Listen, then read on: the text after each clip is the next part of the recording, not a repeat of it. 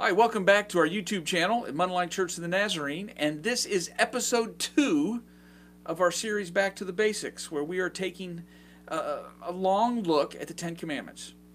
Now, we think we're familiar with these Ten Commandments, and I think it's good to refresh ourselves a little bit, and maybe in doing so, hear a little bit that's different.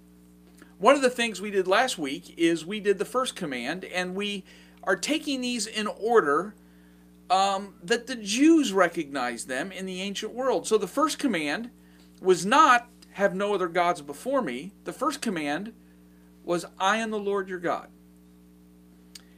Their second command combines what's traditionally our first and second. In Exodus chapter 20, starting in verse 3, you shall have no other gods before me. You shall not make for yourself an idol, whether in the form of anything that is in heaven above, or that is on the earth beneath, or that is in the water under the earth. You shall not bow down to them or worship them, for I, the Lord your God, am a jealous God, punishing children for the iniquity of parents to the third and fourth generation of those who reject me, but showing steadfast love to the 1,000th generation of those who love me and keep my commandments. So it combines what we have separated between 1 and 2 into the second command. Have no other gods before me, and don't make an idol.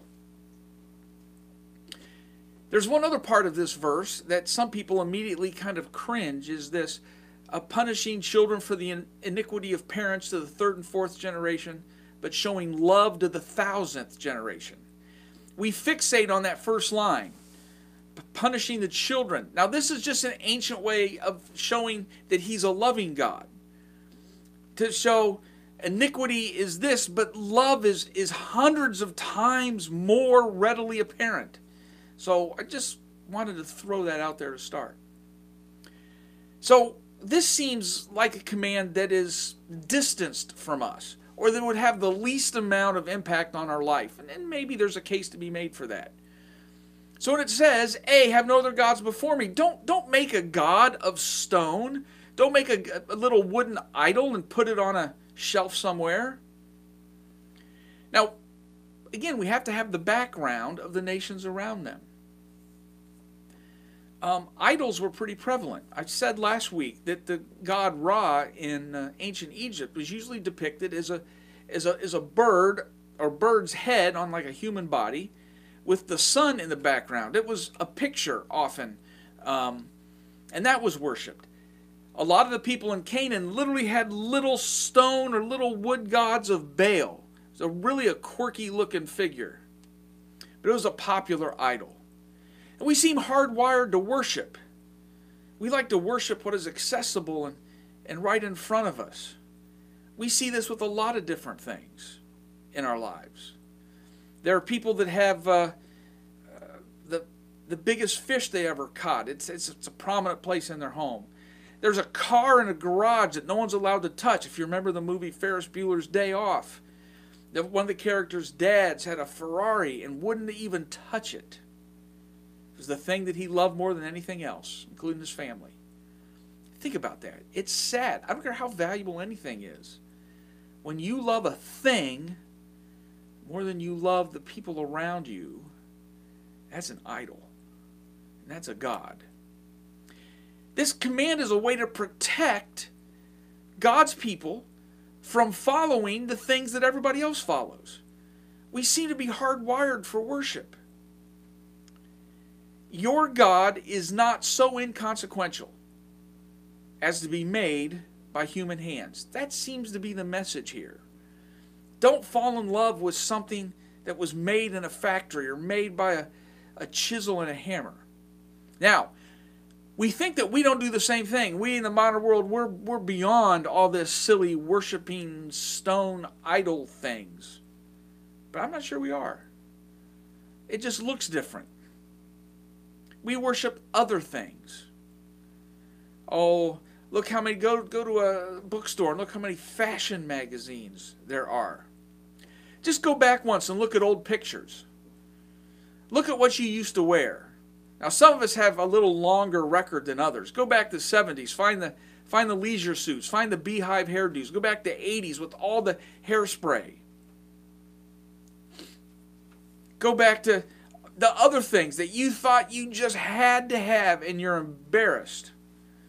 I guarantee you, 30 years from now, we're going to look back at these Ugg boots and say the same thing.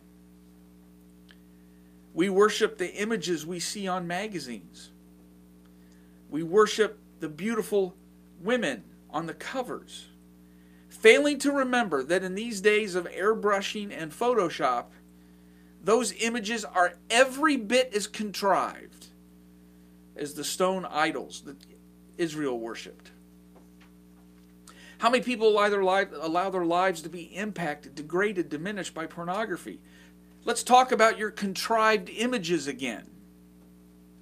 How many men, how many people are allowing the special lighted two-dimensional image to replace a real three-dimensional relationship? It is sad. Idols, whether it's love, whether it's lust, whether it's money, whether it's power, every bit is fake, every bit is contrived, every bit is untrustworthy. Remember, the ancient idols maybe were made out of gold. They would have been seen as something having the ultimate value.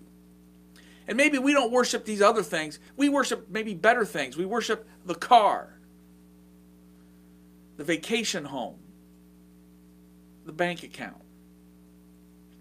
I got to admit, I'm not a car guy, but my grandpa used to have a 1965 Buick Skylark Grand Sport Coupe, candy apple red, and I would think sometimes I'd love to still have that car.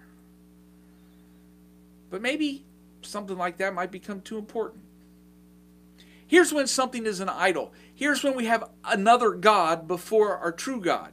When we pursue anything at the expense of other people, that's a god.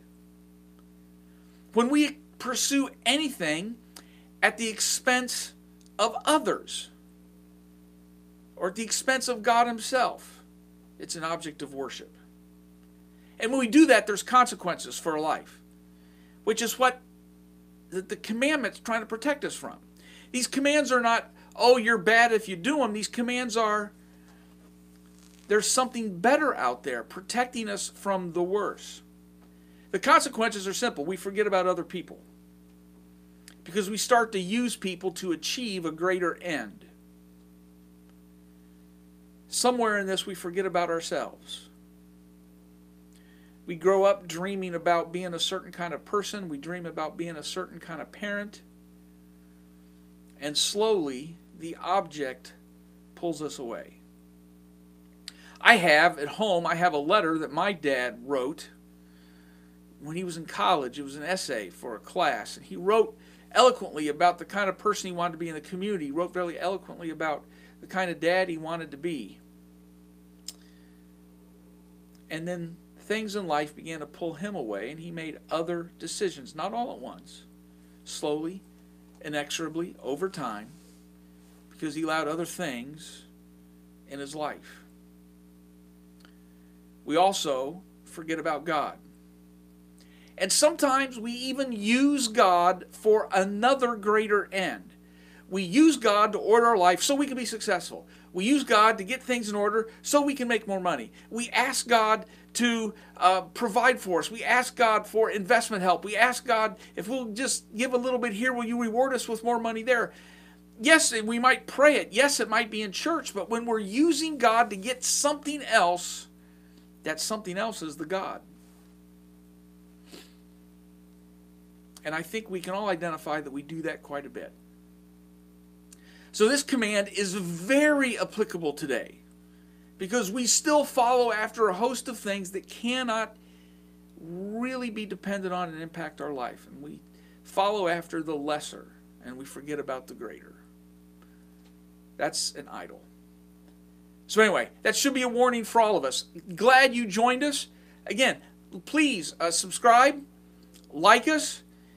Most importantly, leave a comment. Engage us.